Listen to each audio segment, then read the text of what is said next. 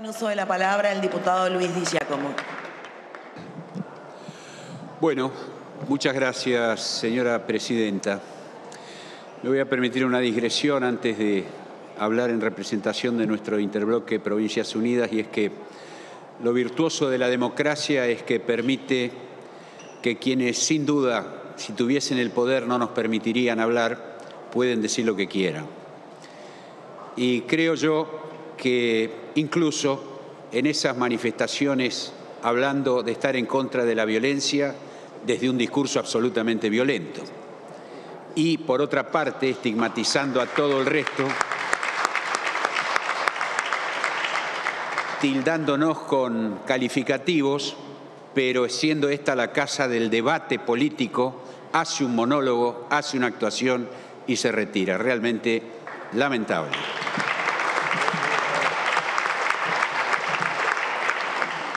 Hablando ahora sí en representación del interbloque Provincias Unidas, que constituimos el Movimiento Popular Neuquino, el Frente de la Concordia, Renovador de la Concordia de Misiones y Juntos Somos Río Negro de mi provincia, quiero simplemente resaltar lo que hicimos desde un primer momento, que es el absoluto repudio a este hecho.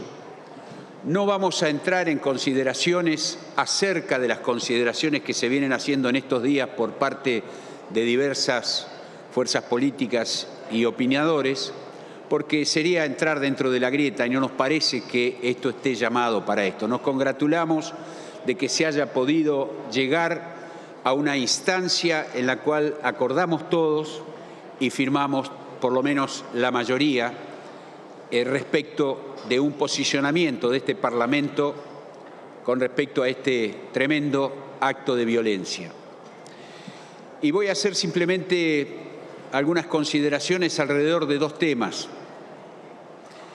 El primero tiene que ver con una cuestión contrafáctica para aquellos que dicen que esto de última acá no ha pasado nada, parecería que es un tema menor. Y me pongo a pensar e invito a reflexionar acerca de en qué estado estaríamos hoy si acá hubiera tenido éxito ese atentado. Me permito pensar que hoy estaríamos en un estado ya no solo de conmoción y emocionalidad, sino en un estado en el cual personas y grupos se hubieran sentido impelidos a la violencia real, a una situación de fragmentación final de nuestra sociedad, a cuestiones que verdaderamente nos llevarían al caos y a la anarquía. O sea, que el hecho de que haya fracasado este individuo no le quita peso al hecho. No podemos hablar, creo yo, simplemente de una cuestión de tipo delictiva o policial, sino que estamos hablando de un intento de magnicidio que, de haberse producido, y está en la posibilidad de que en distintos lugares del mundo vimos que, a pesar de ser del primer mundo, de tener la más amplia de las seguridades, estas cosas pueden ocurrir. Hoy estaríamos, como digo, en una situación de la cual sería difícil poder salir. En segunda instancia, quiero referirme acerca de lo que tanto se está hablando de los discursos del odio. Yo creo que hay, o creemos que hay, por lo menos dos vertientes de discursos de odio. Una vertiente que tiene que ver con las tradiciones, los prejuicios, la cultura o la incultura, que tiene que ver con pensamientos atávicos en muchas oportunidades, y que son esos pensamientos de odio hacia una particular, digamos, colectividad, que puede ser un pensamiento de odio que está basado en ir en contra de alguien porque tiene una determinada nacionalidad, o un pensamiento de odio contra un determinado género, un pensamiento de odio contra las disidencias, que lo tenemos y bien grandes a pesar de los avances del país, un pensamiento de odio a quienes practican otra religión o no practican ninguna. Esos pensamientos de odio y esos discursos de odio son generalmente unidireccionales, van de un lado hacia aquel al cual se manifiesta el odio. Estos discursos de odio, que hoy son, podríamos decir, enmarcados políticamente o contextualizados políticamente, son discursos de odio que no surgen de abajo y no son unidireccionales. Son discursos de odio que por lo menos son bi o multidireccionales,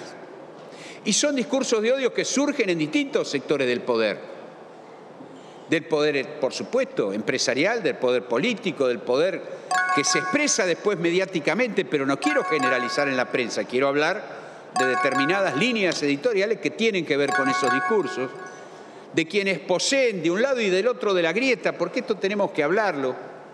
la posibilidad de hacer este tipo de expresiones, apoyarlas o tolerarlas. Y yo creo que esto hoy ya no tiene que ver con lo que tradicionalmente en la Argentina era peronismo, antiperonismo, o peronismo y gorilismo, porque hoy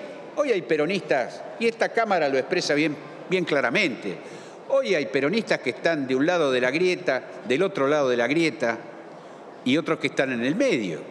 Como decía el general, creo que se hizo verdad eso que decía que peronistas somos todos, a pesar de no querer serlo. Hoy también hay radicales de un lado y del otro, fíjense qué cosa, estoy hablando de los dos principales partidos del país. Y hoy habemos expresiones de tipo federales o provinciales, que tenemos nuestra propia cultura y nuestro propio alineamiento político surgido de las necesidades particulares de nuestras regiones. Entonces creo yo que tenemos que ir hacia adelante, y esto es una buena demostración que hoy hayamos podido llegar a esta sesión de esta manera, ir hacia adelante, tratando de cumplir cada uno desde el lugar que le toca, el trabajo y el deber. Y en ese sentido, desde este Parlamento, tengo que decirlo, lamentablemente no se ha podido, y no es que no ha podido este gobierno o el gobierno anterior, no se ha podido desde el retorno de la democracia llegar a esos 4, 5, 10 puntos de consenso común de políticas de Estado que puedan ser llevados ante todo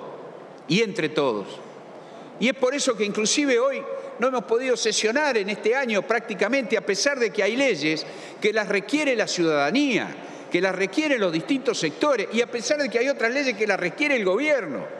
y que estaríamos dispuestos a apoyarlas, no me cabe ninguna duda con las disidencias que se puedan tener, pero que estaríamos dispuestos a debatirlas y apoyarlas. Entonces creo que lo que tenemos que hacer, oficialismo y oposición, es poder consensuar, avanzar hacia esos puntos, dejar de pensar tanto en el 2023 y pensar que estamos en un momento crítico del 2022, aunar las distintas voluntades, aceptar las disidencias y ponernos a trabajar por todo aquello que necesita nuestra ciudadanía. Esa es la respuesta que le tenemos que dar al odio, a la violencia y a la antipolítica. Gracias, señora presidenta. Gracias, diputado Di Giacomo.